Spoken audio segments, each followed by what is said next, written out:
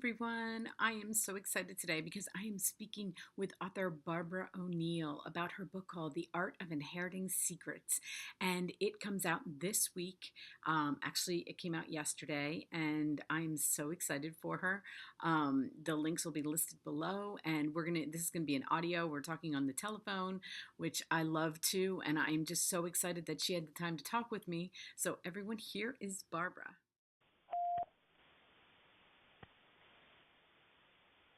Hi, everyone. I am so excited because I'm speaking with author Barbara O'Neill, and we are talking about her brand new book called The Art of Inheriting Secrets, and it comes out this week on the 17th. And thank you so much, Barbara, for talking with me about it.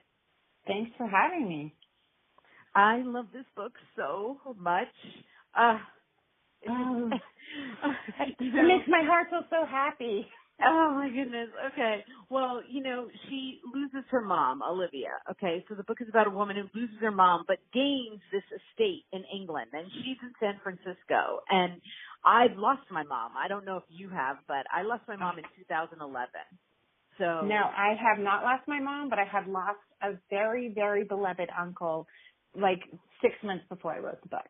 Oh, okay. Well, let me just tell you, you hit on so many things that have been going on, even recently. I mean, it's been 7 years, but yeah, 7 years, and still things will come up that I think are you think you've dealt with everything, and then something will pop up. And so me and Olivia, we were just, going through it together. Oh, yeah. Well, I'm sorry that you had to go through that, but I do think that it's a universal experience and that we all have to deal with it at some point. I just lost my dad in December, so it's not a mother. I think mothers are very particular. That loss is huge. Yes, I've lost both my parents, so I can tell you the mother is, I don't know if it's because we give birth and they're your mom and I don't know. I don't know what it is, but I tell people that all the time. It was tremendously different, I should say. Yeah, I can see that. Well, mine is still thankfully here, but yeah, it is a universal and difficult experience. And there you go. Well, but I learned so, like I said, I mean, it was good. It was good in a heart-wrenching, you know what I'm saying? I loved reading it because it made me think about some things, and it made me remember some things, and just going on her journey with her. And then, of course, my heart just, like she's a real person. I'm like, I know Olivia. I'm like talking to her. She is a real person. She's a real person in my life. We're best friends now, but I love that. She's my best friend too. I can share her with you though. Oh yes.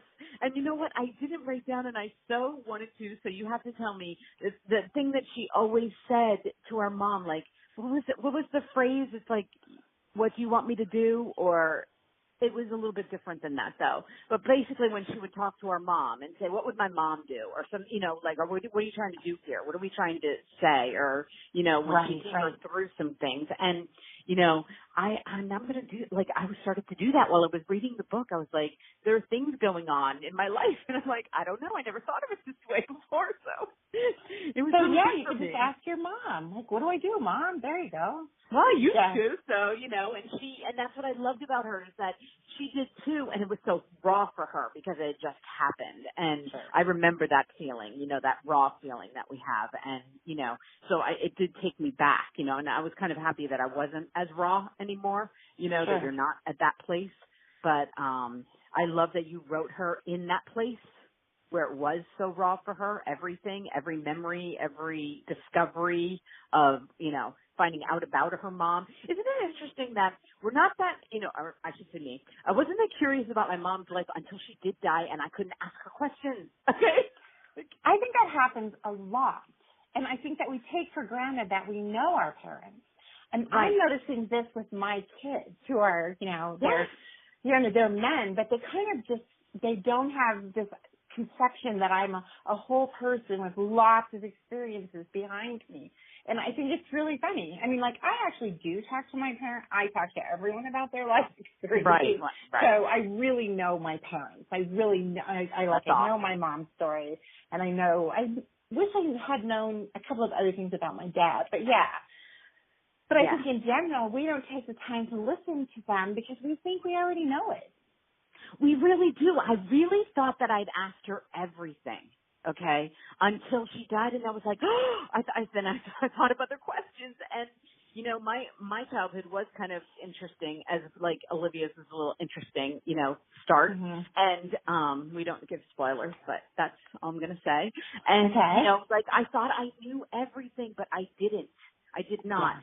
And I have older children also and grandchildren. And, you know, I started to write some things down because I did ask my mom to write some things and she didn't. So I started writing some things. I'm giving, you know, working on their photo albums for as a child, you know, because back in the day when we had to develop Right. and I started writing stories and I was telling them and they looked at me like, okay, like, you don't Like, have what am I to. supposed to do with that? And I was like, okay, you don't appreciate it now, but when you're 50, okay, 60, Yeah, maybe you will be happy that I'm doing this and I have to go on that. And I think we all do, even if they Right. don't seem that interested in their 20s about us. Yeah, I think that's absolutely true. I have been keeping journals since I was in the 4th grade. You can imagine what a massive amount of material that is. And I said to my son once, my older son, I'm going to just, you know, burn them. And he's like, oh, you absolutely cannot do that. I will just be so angry with you if you do that. So I want to be the literary executor. And I really kind of went back and forth on that. And I'm like, I don't know if I want you to know that much about me, you know, but at the same time, I mean, it's a raw and honest accounting of one person's life. And if he's willing to show up for that, then I'm willing to show up and let him have it. You know, I thought it was a great thing that he said. And he reminds me often that I can't ever burn those, that he needs to have them. How old is he? He will be 35. Okay, so he's a little bit older than mine. I'm like, are my children going to get to that? I'm like all excited now. You know, my younger son, I don't think ever would have made that choice. I don't think he would ever wade through all that material, but Ian is a lot more aware of, you know, just generational things. He's a lot more reverent about that kind of thing, so maybe that's why. And he keeps a journal as well. He's been keeping a journal for a long time. Oh, that's awesome. So maybe that's what gives him the respect for it. Well, he does have a mom as a writer, so, you know, I think that helps too. So I just have to tell everybody, like, this book, your writing was so, like, I read some of the reviews when I was done. I went back and there's not many because it's just new, but I read a couple of them and they all thought that the way that I did, it was just like so much fun to read, like just your wording, and I just loved your phrasing, and it was fun. It was fun having the discovery, and of course, like at some points, I'm like turning the pages on my Kindle as fast as I can because I have it on my Kindle, and I'm like, well, what did happen? What happened? Come on, let's tell me. And that was my whole goal with this book, was because I was you know, really it had just been this bad year. I lost a good friend, and my uncle died, and we had all these things happening in the world, and I said, no, I need to escape into a book, and I'm going to write a book that other people can escape into as well. So it would be really fun to inherit this house. It would be really fun to meet these people, and I'm just going to go and have a really good time. It was meant to be an escapist book. And it was. And, you know, I'm half English, so I was like kind of, you know, I was daydreaming through, like, maybe I have an estate in England. Maybe this is a sign. Well, and part of my thing is that my husband is British, but he really hates to go to England because we live in Colorado and it's dry and sunny and beautiful. But I pine for England and I love England. And a lot of what I was writing was a lot on the village around where he grew up. I moved it because, of course, you do. But a lot of the things that I find so fascinating and beautiful and interesting about England from our visits there.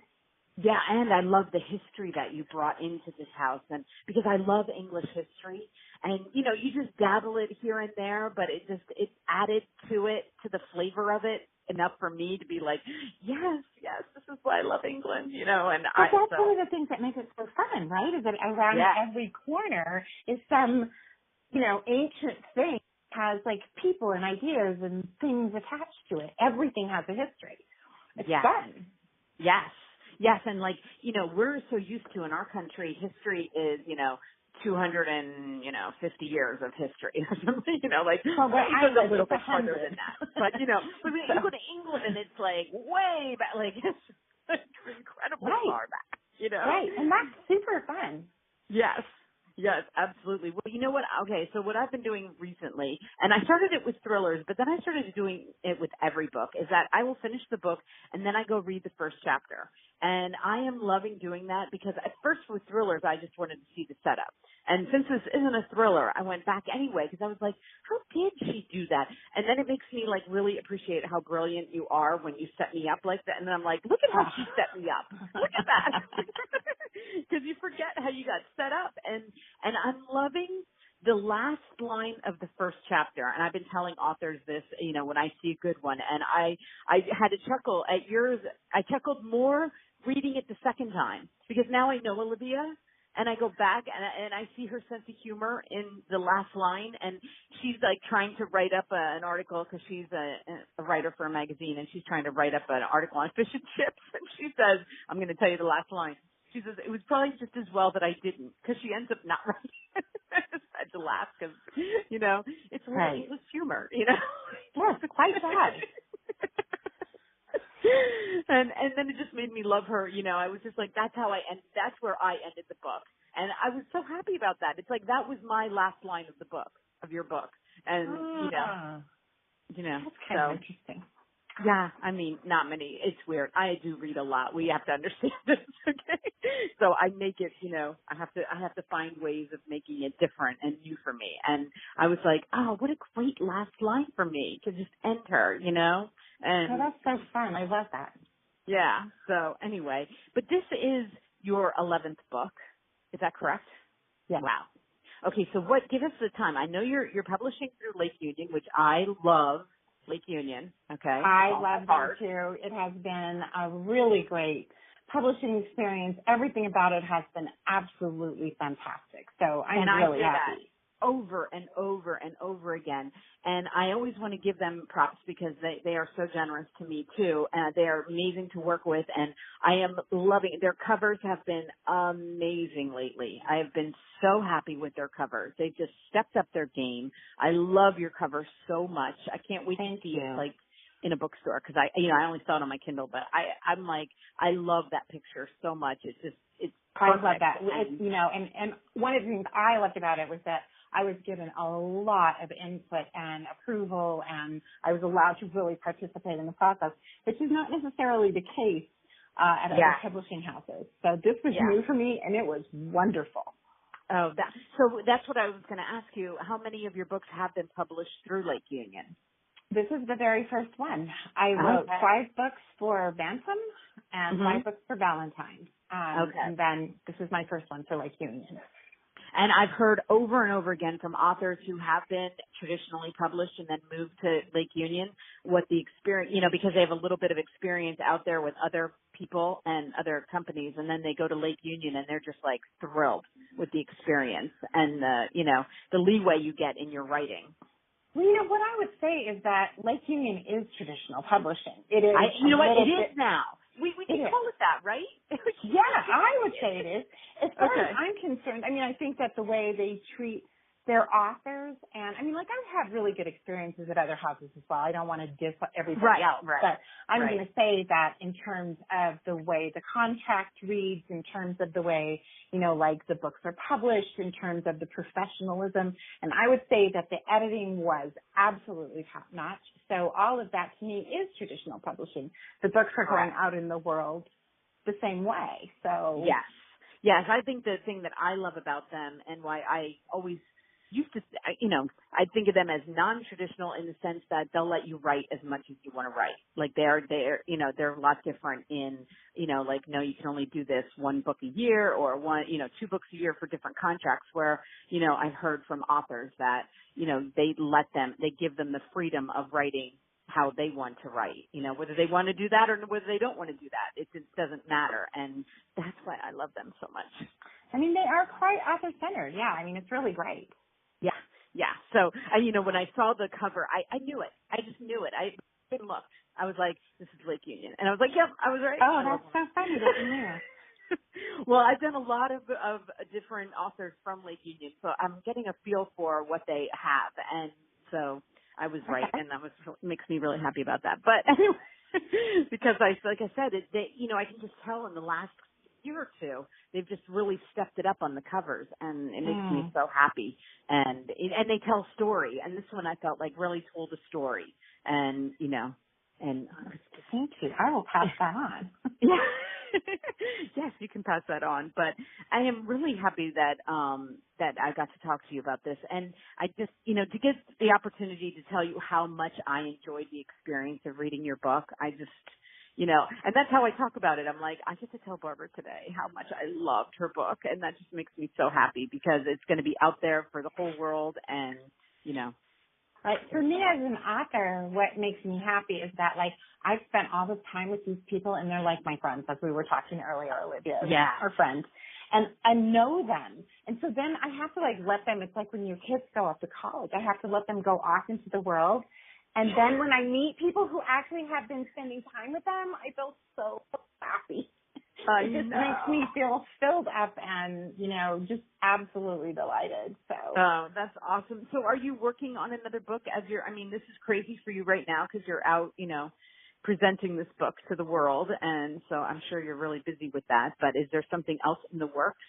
I have, my next book is due September 1st. So I am like a little duck on the water paddling madly. And next week is the Romance Writers of America conference as well, which is only just a little ways away from me. It's in Denver this year. So I'm going. I'm going to promote the book there. I'll see friends. I spent a lot of time. Oh my gosh. So it's a lot right this moment. But that's okay. I love it when it's like this. I love being really busy. I love having a lot of stuff happening. And this is really good. So the next book is two sisters who are, I really can't give away much more than that. It's two sisters with a big thing that they have to figure out. Well, I love your family telling. It's just perfect. I love reading books like that. And, I love when you guys have conferences, just so you know. Like when I get to see all the pictures on social media, and it looks like you guys have so much fun just getting together. And I don't know. I want to go to one, and I'm not an author, but I'm like, I go to one. Like looks like so much fun. It is fun. It's really fun. And we get to talk about like books and writing, and it's not exactly the sort of conversation you have with, the world because they get bored, but we can go and talk about books for 5 days in a row and no one cares. Well, I always look at it like it's so solitary when you're writing. Like the fact to get out and then talk to somebody else who's experiencing this. Like, have you been locked in your room for the last 2 weeks? Yes. Oh, yeah. And it's somebody who understands, because it isn't a job where you're going into an office most of the time. Like, that's not what happens, So it's awesome that you get to go out there and talk with people who are doing the same thing, and understand and, and you're reading each other's books, and that's fun too. Yeah. It is. So, anyway, well, thank you so much, Barbara. I'm going to have all of her links listed underneath here, and especially the very important Amazon link that's going to take you right to this book. You're going to be able to buy it with one click, and I can't wait to see what it does. I'm so happy for you, and I can't wait to see it everywhere. Thanks, Michelle. Thank you so much for having me, seriously. Yeah. And when the next one comes out, I definitely want to read it, okay? All right. So you know. Okay. All right. Thank you. Have a great day. Bye-bye. Okay, bye-bye.